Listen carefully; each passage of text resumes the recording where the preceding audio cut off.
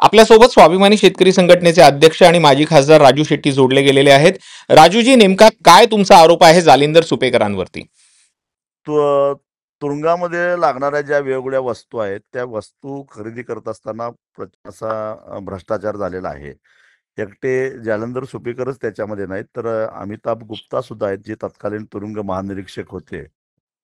या दोघांनी मिळून पहिल्यांदा एक स्ट्रॅटेजी ठरवली आणि संपूर्ण राज्यातल्या तुरुंगांना लागणारा जो काही किराणा असेल किंवा बाकीच्या ज्या वस्तू दैनंदिन लागणाऱ्या ज्या आहेत, हं. तो एकाच ठिकाणी खरेदी करायचं अशा प्रकारची टूम सुरू केली.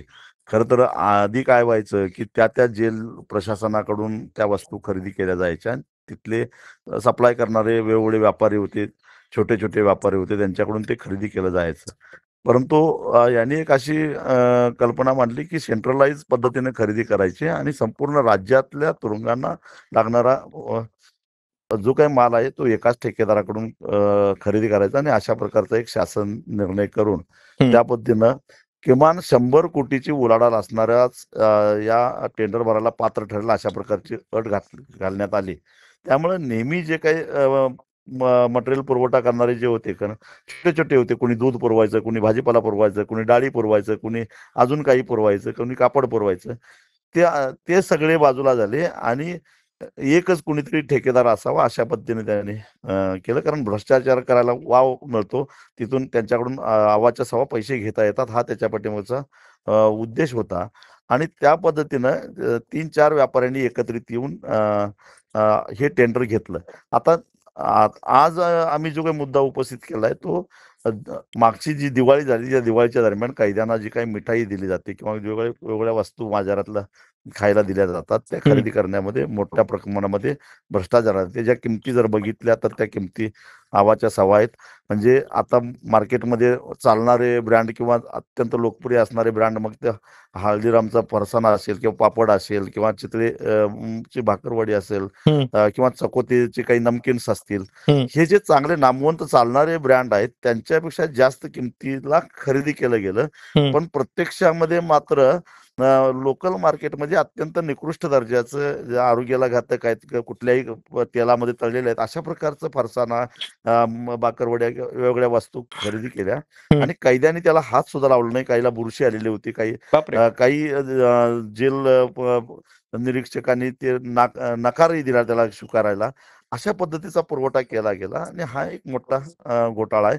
तो आज आम्ही बाहेर काढलेला आहे. राजूजी, जेव्हा आपण एखादं टेंडर काढतो, त्या टेंडरच्या प्रक्रिया फॉलो व्हायला लागतात. मात्र इथे तुम्ही ज्या पद्धतीने आरोप करतायत, इथे तर टेंडरच्या प्रक्रिया झालेल्याच नाहीयेत आणि पुन्हा एकदा सरकारच्या आणि प्रशासनाच्या डोळ्यात धूळफेक करण्याचा प्रयत्न हा सुपेकरांनी केलाय का? 100% केलेला आहे. कारण या संदर्भामध्ये तत्कालीन तुरुंग महानिरीक्षक बोराडे यांच्याकडे मी एकदा तक्रारही केलेली होती. त्या संदर्भात त्यांना मी भेटायला गेलेलो असताना त्यावेळी बोराडेंना बोलूनच देत नव्हते. कारण जालंधर सुपेकर त्यांच्या असिस्टंट होते. हेच सगळं बोलत होते आणि शेवटी मला त्यांनी असं सांगितलं, की तुम्हाला लेखी उत्तर दिलं जाईल तुमचे जे काही आक्षेप आहेत. आणि मग त्यांच्याकडून काही मला माहिती मिळाली नाही, की माझं समाधान झालं नाही. म्हणून राज्याच्या मुख्य सचिवांना जाऊन मी ही सगळी वस्तुस्थिती सांगितली होती. सुजाता सौरभ यांना मी 2 वेळा भेटलो. त्यांनी मला सांगितलं, की मला 1 महिना द्या आणि नंतर तुरुंग महानिरीक्षक आता जे वारके साहेब आले, त्यांनी फोन करून सांगितलं, की याची सगळी चौकशी करा आणि मला 1 महिन्याच्या आत सगळी माहिती मिळाली पाहिजे. त्याही गोष्टीला आता 1.5 महिना झाला तरी सुद्धा अजून काही मला तरी माहिती अजून मिळाली नाही किंवा त्यात नेमकं काय आहे ते काही मला कळवलं गेलं नाही आहे. म्हणजे हे सगळे वेळोवेळी आम्ही सगळं दाखवलं.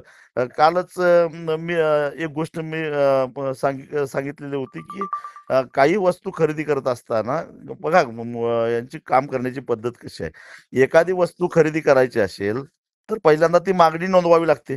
बरोबर. ती मागणी 20 नोव्हेंबरला येते. माल पुरवठा 19 नोव्हेंबरलाच होतो. मागणी 20 नोव्हेंबरला जाते आणि ऑर्डर खरेदीची 23 नोव्हेंबरला येते. मग हा काय प्रकार आहे? हं. म्हणजे आधी माल पुरवठा होतो, मग मागणी नोंदवली जाते आणि मग ऑर्डर काढली जाते. असं सगळं या काळामध्ये घडलेलं आहे आणि याची चौकशी होणं गरजेचं आहे. याची चौकशी निश्चित व्हायला पाहिजे. राजूजी, तुम्ही स्वतः म्हणतायत, की तुम्ही सुजाता सौनिक यांच्याकडे मागणी केलेली आहे. सुहास वारकेंकडे चौकशीची मागणी केली. मात्र मुद्दा असा उपस्थित होतो, की तुमच्यासारख्या जर माजी खासदाराला अशी वागणूक दिली जात असेल, त्यांच्या चौकशीच्या मागण्यांकडे दुर्लक्ष केलं जात असेल, तर मग सर्वसामान्य नागरिक किंवा जे सामाजिक कार्यकर्ते काम करण्यासाठी उत्सुक आहेत, त्यांचं नेमकं काय होणार? निश्चितच त्यांना याच्यापेक्षाही वाईट अनुभव निश्चितच येत असला पाहिजे.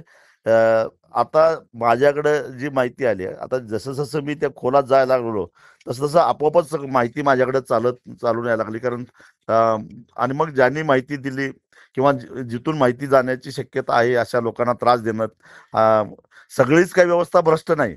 ज्यांना अन्याय झाला किंवा चुकीचं होतंय असं वाटतं, ते मग प्रयत्न करत असतात, की किमान याच्यामध्ये सुधारणा व्हावी म्हणून काही माहिती पुरवण्याचा प्रयत्न करतात. मग अशा लोकांना तंबी देणे, त्रास देणे असे उद्योग सुरू केलेले आहेत. पण तरी सुद्धा यांचा कारभारच इतका गलिच्छ आहे, की सगळी माहिती आपोआप बाहेर यायला लागलेली आहे. धन्यवाद राजूजी, तुम्ही दिलेल्या या माहितीसाठी.